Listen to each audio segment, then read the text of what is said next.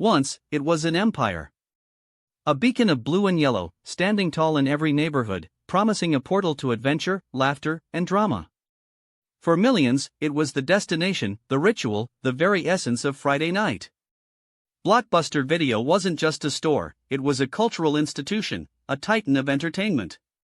Yet, this seemingly invincible giant would fall, not to a rival Goliath, but to a seemingly innocuous challenger operating out of a tiny office, sending DVDs through the mail. This is the story of Blockbuster, how it rose to dizzying heights, and how a revolutionary idea, delivered by Netflix, ultimately brought the giant to its knees. Before Blockbuster, video rental was often a chaotic affair. Independent, often gritty stores dotted the landscape, their shelves a disorganized jumble of VHS tapes, sometimes with a questionable adults-only section tucked away in the back.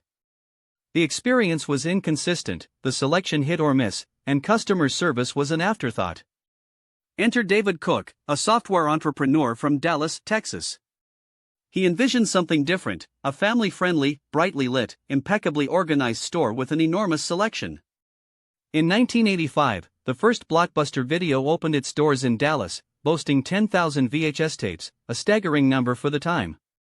Cook focused on data, meticulously tracking what customers rented to optimize inventory and anticipate demand. This scientific approach to entertainment retail was revolutionary. But the real accelerant came in 1987 when Wayne Huizenga, co-founder of Waste Management, acquired Blockbuster. Huizenga possessed an aggressive, expansionist vision. He transformed Blockbuster into a franchising powerhouse, standardizing the brand, the layout, and the customer experience across the nation. He bought up smaller chains, outmaneuvering competitors with sheer scale and capital. Blockbuster stores became ubiquitous, offering thousands of copies of new releases, ensuring customers rarely left empty-handed. Their late fees, while a constant source of frustration for renters, became a significant, reliable stream of revenue, funding further expansion. By the mid-1990s, Blockbuster was undeniable. It commanded over a quarter of the entire video rental market, with thousands of stores worldwide. It was the place to be, the place to work, the place to find your weekend escape. They were, in every sense of the word, the king. Then came the new millennium, and with it, a subtle shift in the winds of technology. The internet, once a novelty, was becoming a force. In 1997, two entrepreneurs, Reed Hastings and Mark Randolph, founded Netflix. Their initial premise was simple: DVD by mail. No physical store, no overdue return dates, and crucially, no late fees. For a flat monthly subscription, customers could have DVDs delivered directly to their homes and return them at their leisure.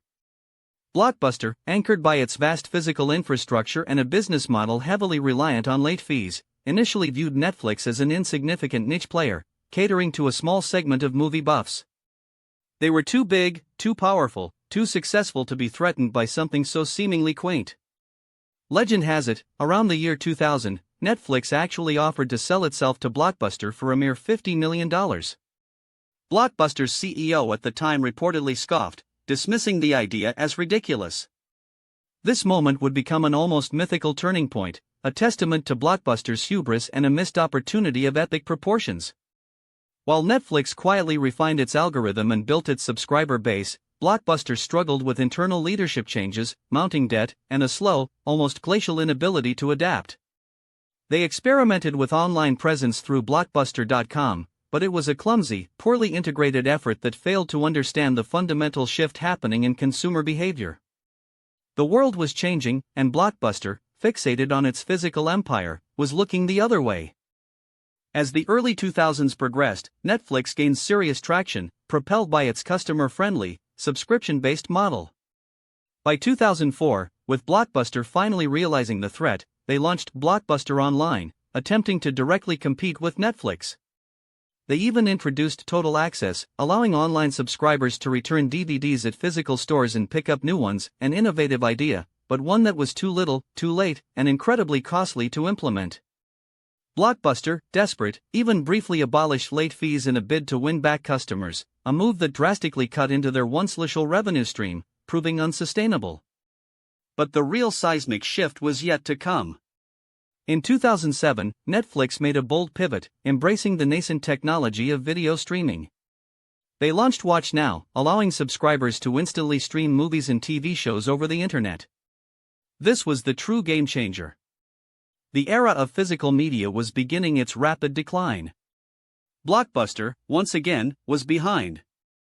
They tried to catch up, launching their own streaming service, developing DVD kiosks called Blockbuster Express to compete with Redbox, and exploring video on demand.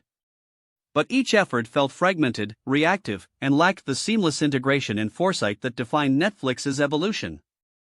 They were playing catch-up in a race where the finish line kept moving. Crushed by debt, fierce competition from both Netflix and Redbox, and a fundamental failure to innovate, Blockbuster filed for Chapter 11 bankruptcy in 2010. Stores began to close by the hundreds, then thousands. Dish Network acquired the remnants of Blockbuster in 2011, attempting to revive the brand as a streaming service, but it was a futile effort. The blue and yellow signs, once symbols of entertainment, became relics of a bygone era until only a single Blockbuster store remained, in Bend, Oregon, a nostalgic landmark surviving against all odds, a lone sentinel from a fallen empire. Blockbuster's story is a powerful cautionary tale, not just for the entertainment industry, but for any business in an age of rapid technological change.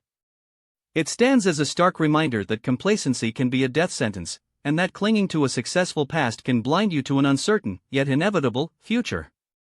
Blockbuster failed to adapt, underestimated a nimble competitor, and prioritized existing revenue streams, like those infamous late fees, over embracing the innovation that would define the next generation of entertainment. Netflix, on the other hand, demonstrated the power of agility, customer centricity, and a willingness to cannibalize its own successful model to embrace a new frontier.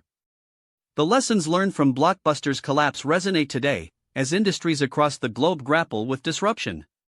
It's a testament to the fact that even the most dominant giants can be felled, not by a direct attack, but by a shift in the landscape they failed to foresee. So, what are your memories of Blockbuster? Did you love the thrill of browsing the aisles, or did you curse those late fees? Share your thoughts and stories in the comments below. If you found this journey through Blockbuster's rise and fall insightful, please give this video a thumbs up and subscribe to our channel for more deep dives into the companies and ideas that shaped our world. And let us know what other corporate giants or incredible transformations you'd like us to explore next.